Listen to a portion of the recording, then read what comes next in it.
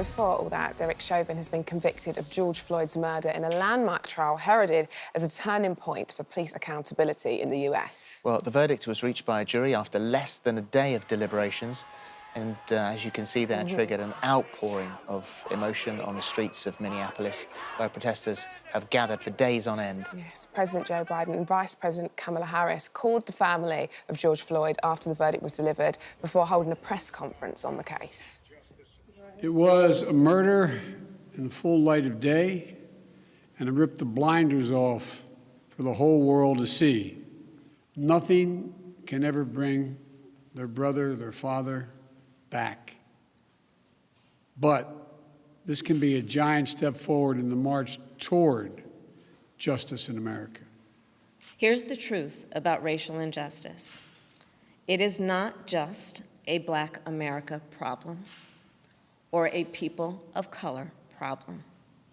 It is a problem for every American. Our job now is to honor it and to honor him.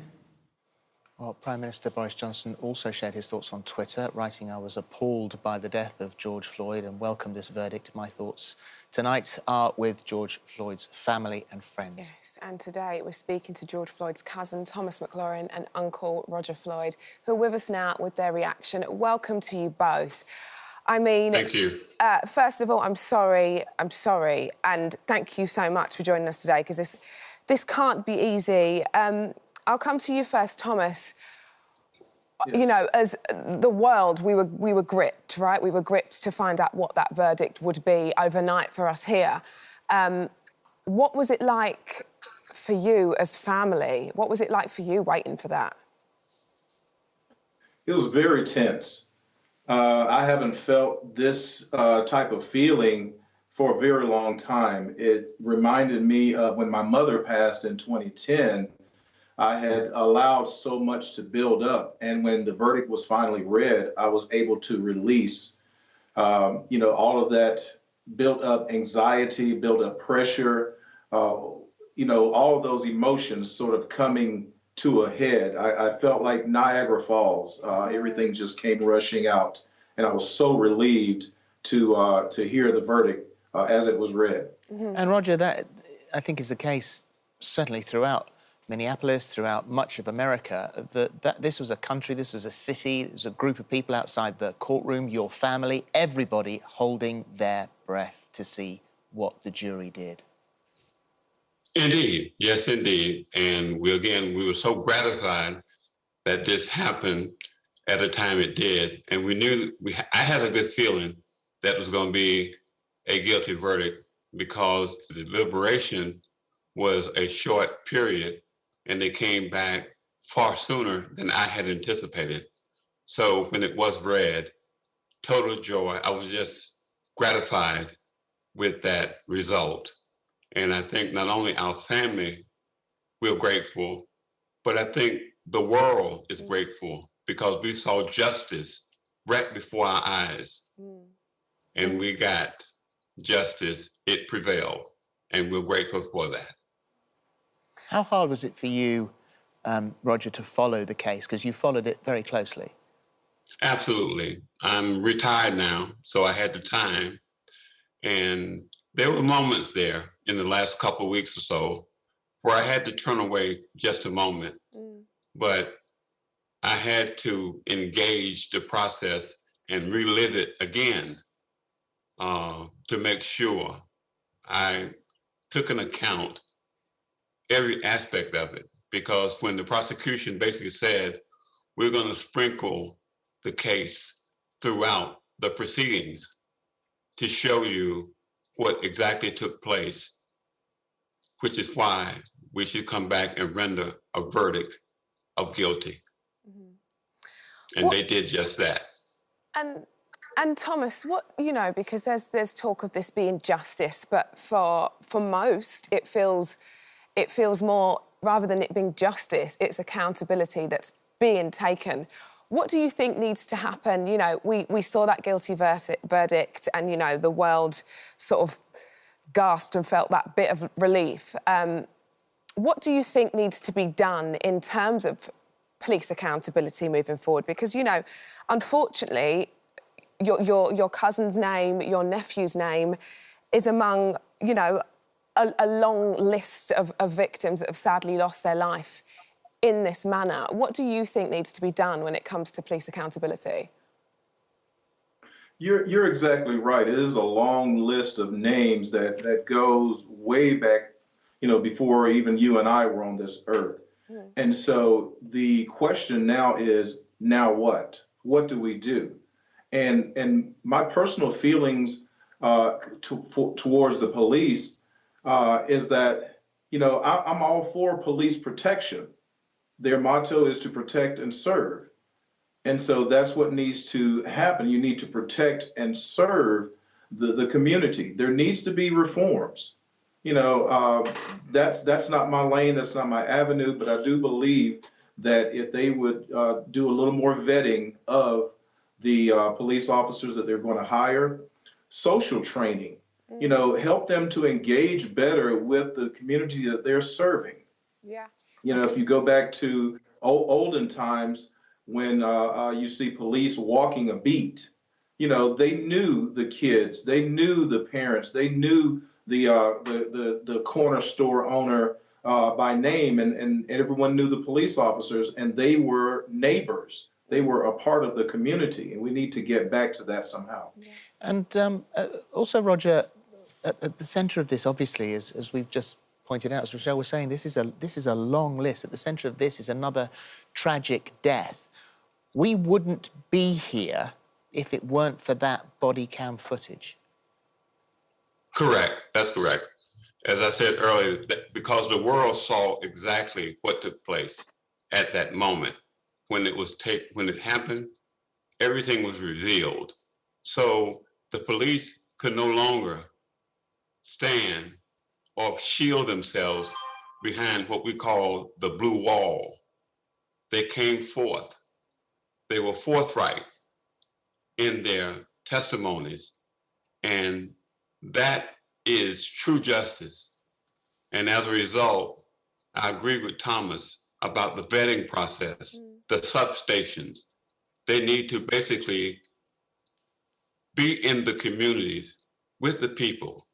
So when the situation arises, they don't come with their guns pointed first and try to de-escalate later. Many times, as you've seen time and time again, it's too late because they pull the trigger before they start asking questions. Mm-hmm.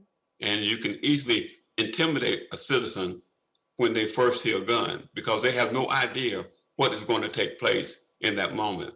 And with these split decisions that these officers make, that's the result takes place. We thought maybe with the cameras out, when George lost his life May 25th, 2020, that essentially this would stop for a while. As you can see, it has continued just within the last week or two. Yeah. There's another death, etc.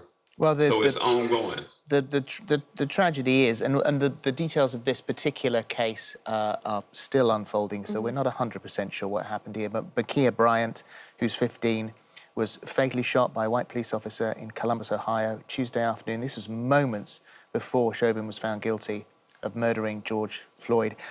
As I said, with this particular case, Thomas, you know, we don't know the aspects of that, but what we do know and what we see from here certainly is that there does appear to be this culture of shoot first, shoot multiple times first, and then maybe answer the questions later. Yes, that does seem to be the culture. However, we need to continue to move forward to press the issue of reform, to press the issue of change. You know, Roger and I talk almost every day, and that's been our mission since last year when we learned of who that person was that was under the knee of Derek Chauvin.